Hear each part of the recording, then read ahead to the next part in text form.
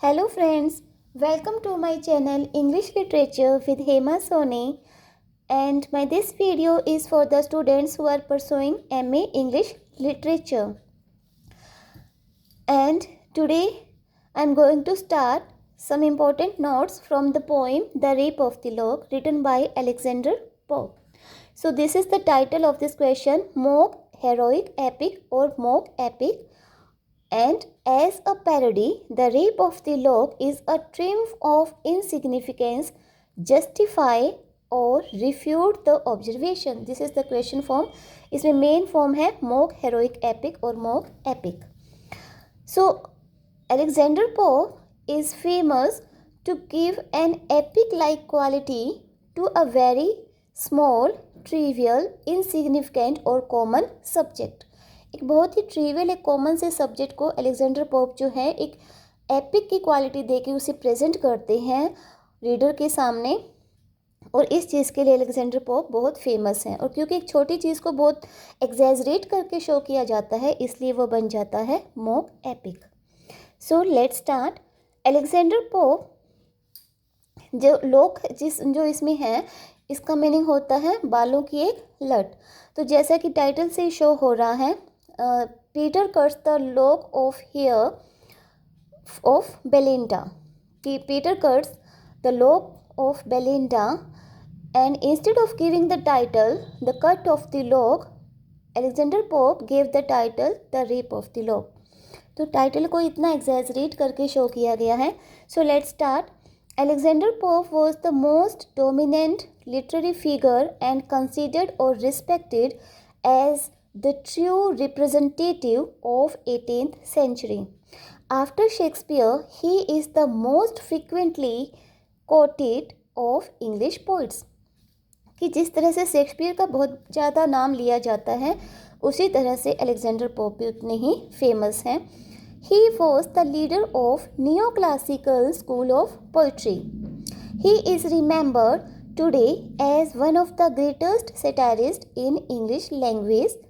Voltaire called him, this is quotation line, the best poet of England at present of all the world. One more quotation, John Butt remarks, though his poem is built of the ugly, the trivial and the commonplace, yet Pope has achieved the sublime. Sublime means supremacy.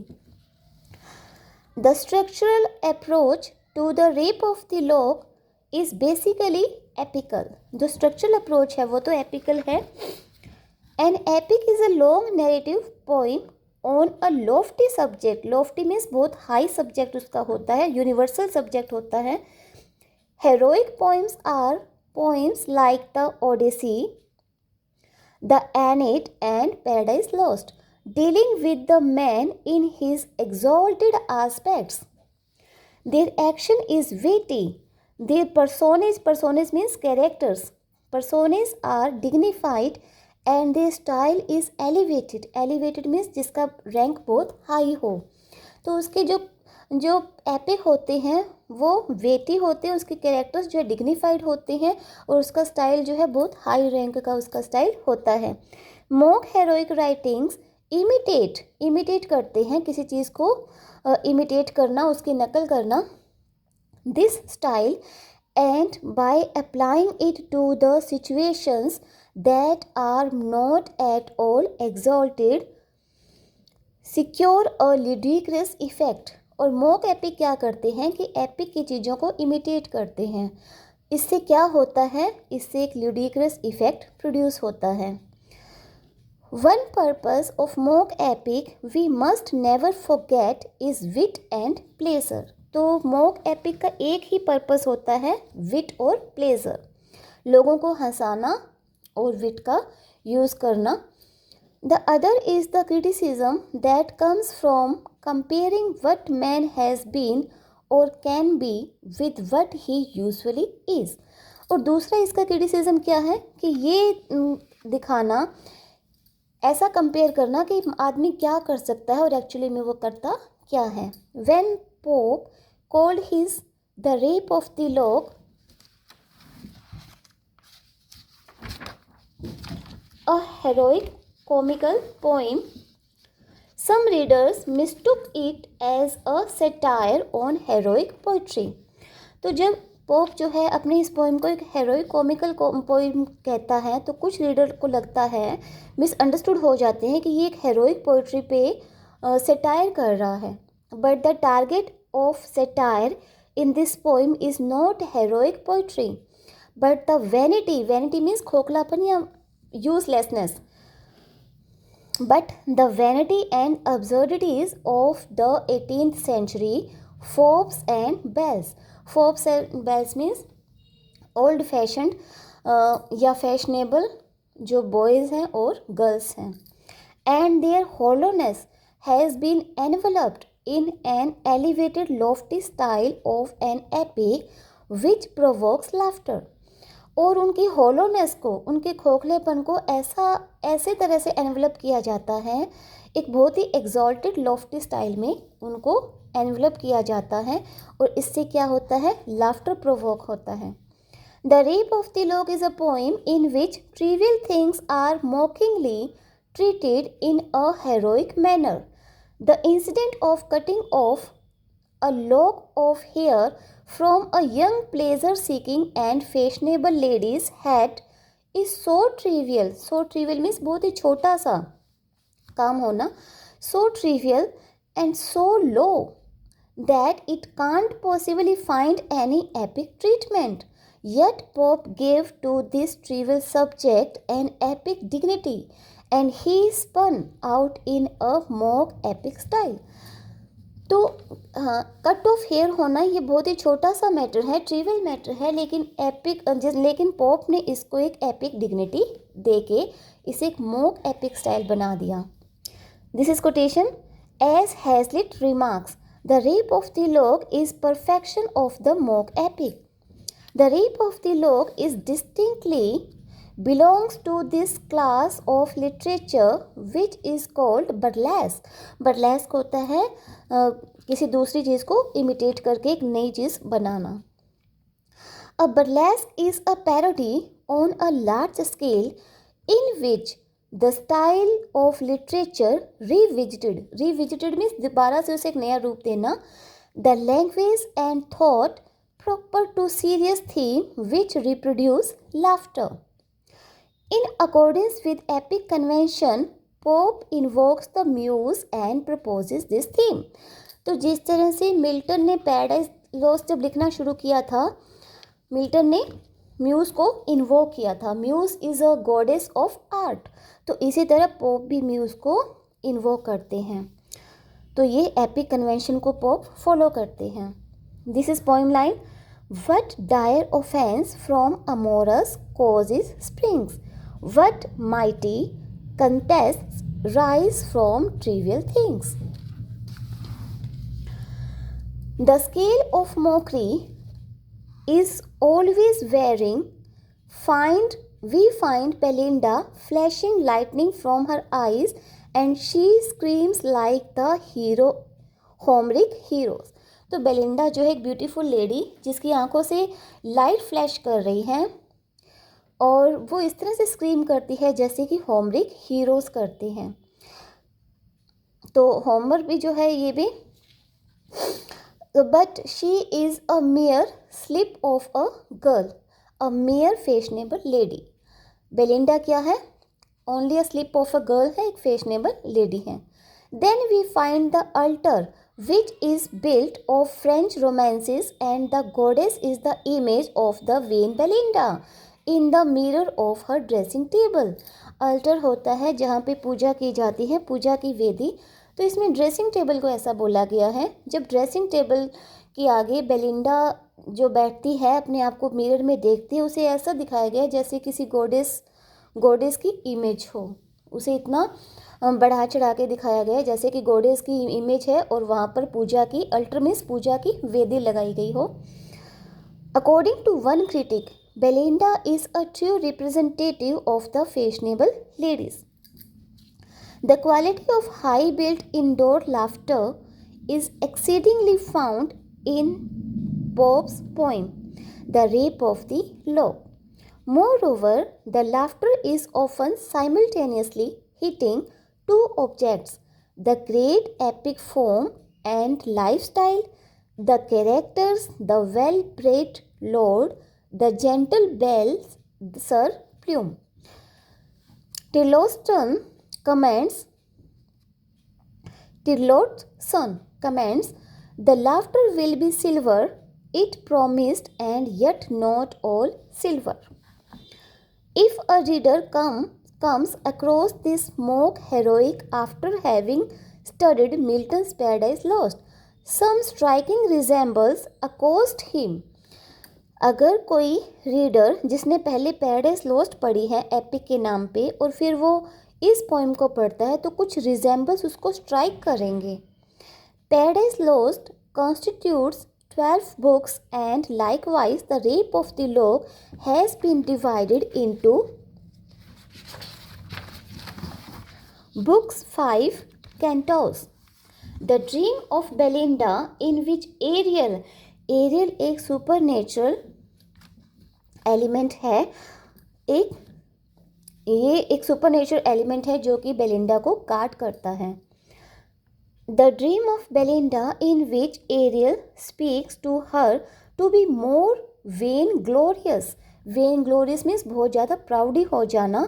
And hater of man parallels the dream of Eve in book 5th and 6th of Milton's epic, in which Saturn instigate means उसको भड़काता है या उसको बहलाता फुसलाता है Eve to defy God's command. तो जिस तरह से एरियल जो है बेलिंडा को बोलता है कि बहुत ज़्यादा प्राउडी बन जाओ और आदमियों से हेट करने वाली बन जाओ, क्योंकि उसे लगता है कि कुछ ना कुछ बेलिंडा के साथ बुरा होने वाला है, इसलिए वो उसे बोलता है कि आदमियों से दूर रहना. उसी तरह से जिस तरह से सैटर्न जो है ईव को भड़काता है कि गॉड ने तुम्हारे लिए जो भी कमांड रखी है उसको डिफाई कर दो. Belinda's toilet scene parallels to the Eve's admiring her own beauty in the reflection in the pool of Eden. तो जिस तरह से बेलिंडा अपने आप को मिरर में देख के खुद को प्रेज करती है, एडमायर करती है, उसी तरह से ईव भी जो है एडन गार्डन के पूल के वाटर में अपना रिफ्लेक्शन देख के खुद की ब्यूटी को एडमायर करती हैं. Pope certainly adopts the epic methods to heighten the effect to his own end. Let us now examine the parallel between the rape of the Lock and an epic poem. The theme of an epic is a grand fun. अब यहाँ पे इसके style को parallel किया जा रहा है या कंपेयर किया जा रहा है कि एपिक क्या होता है और मॉक एपिक क्या होता है. तो एपिक का स्टाइल होता है वो एक ग्रैंड स्टाइल होता है. In the rape of the Lock trivial occurrences are handled with all dignity and seriousness which properly belongs to the epic. और इसमें क्या होता है कि ट्रिवियल अकरेंस, एक छोटे छोटे कुछ घटनाएं जो हो जाती हैं उनको इतनी डिग्निटी के साथ, इतनी सीरियसनेस के साथ हैंडल किया जाता है जो कि प्रॉपरली बिलोंग करती हैं एपिक से. ऐसी डिग्निटी, ऐसी सीरियसनेस एपिक से ही बिलोंग करती हैं. The effect is further spotted by the arrangement of plot upon regular epic plan. An epic always uses supernatural elements. In Homer's Iliad, there are god and goddess. In the Rape of the Lock, we find supernatural beings threatening the inferior with torture. तो जैसे कि epic में supernatural element use होते हैं, उसी तरह से rape of the lock में भी हुए हैं. There are sylphs and gnomes, not Jove, and the torture are neither thunderbolt nor pains of hates, but cruelties devised ingeniously form the requisite of toilet table. The spirits take part in the fight between lords and ladies.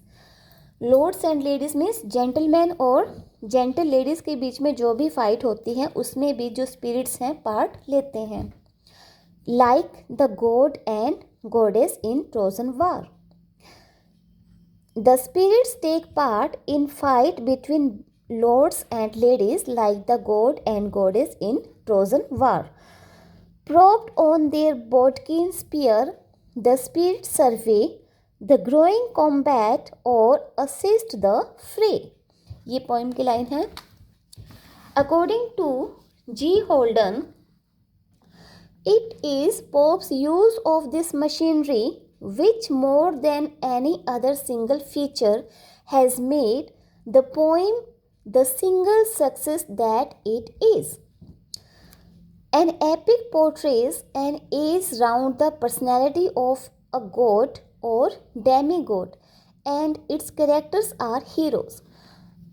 जो epic में क्या होता है कि God और Demi God की personalities को लिया जाता है और ऐसे कैरेक्टर्स लिए जाते हैं जो कि हीरो होते हैं. The rape of the lock on the other hand gives a picture of fashionable society and the characters are a pretty social girl, a rash youth, a foolish dandy means boy, and a few frivolous women. एक बहुत ही simple common सी ladies जो अपने आप को बहुत fashionable मानती हों. Instead of deep and genuine passion found in ancient epic we came across a succession of mock passion. Ariel's fear associated by the forebodings of an impending danger. Foreboding means भविष्य में, future में जो भी होने वाला होता है उसकी knowledge. impending means impending danger, आने वाला खतरा. are the travesty of genuine fear, और ये सब एक जेन्युइन फियर की एक नकल की तरह या एक झूठा फियर दिखाने जैसा लगता है. Likewise, Belinda's anger when a lock of hair is removed is sheer exaggeration of true passion. There is use of pompous means बहुत ही proudly. There is use of pompous expression for common things in keeping with mock heroic style as the pair of Caesars. Another factor is that an epic should have combat and battles. Combat means fight या battle ही होता है. तो epic में battle होती हैं, fights होती हैं. Likewise, a battle is drawn forth to combat like a game of cards on a fashionable card table. Rape of the Lock में भी एक battle होती है, लेकिन कार्ड टेबल पर कार्ड्स के साथ खेली जाती हैं. ये कोई बैटल फील्ड में नहीं खेले जाते. This battle is not fought in any battle field between warring sides of two great heroes with spear and arrows, but in a drawing room between the young ladies and fashionable gentleman. और ये battle जो है यहाँ पे किसी battle field में नहीं लड़ी जाती स्पीयर और एरोज के साथ, लेकिन ये तो एक कार्ड टेबल पर यंग लेडीज़ और जेंटलमैन के बीच में एक ताश के पत्तों से खेली जाती हैं.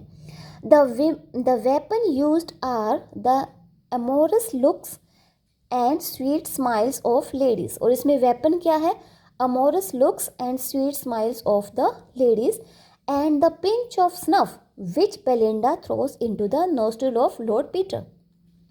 इसका मीनिंग है कि बेलिंडा जो है लॉर्ड पीटर की तरफ एक ऐसा सब्सटेंस फेंकती है उसकी नाक की तरफ सूंघने वाला, जिससे वो थोड़ा बेचैन हो जाता है. ऐसा वो तब करती है जब उसे गुस्सा आता है कि पीटर ने उसकी लॉक को काट दिया.